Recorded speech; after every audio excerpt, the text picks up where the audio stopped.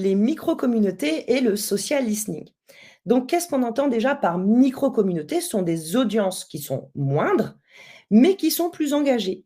On va les retrouver notamment via des groupes privés sur Facebook, WhatsApp, Reddit, Discord ou Telegram.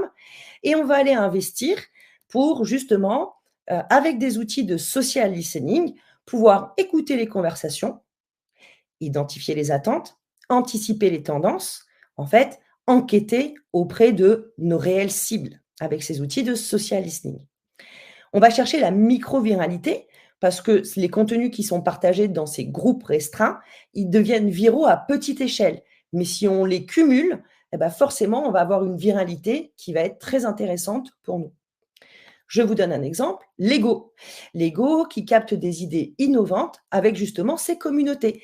Et en plus, elle stimule la micro-viralité parce qu'elle met la lumière sur certains de ses fans. Donc forcément, elle valorise aussi le fan, hein, à travers la communication qu'elle peut avoir et qui est dédiée justement à ces micro-communautés.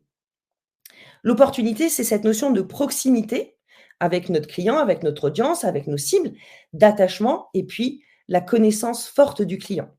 Donc ça, c'est vrai que c'est un véritable atout. On va avoir énormément d'informations, énormément de data. Maintenant, celui qui saura tirer son épingle du jeu, c'est celui qui saura identifier et traiter ces data-là.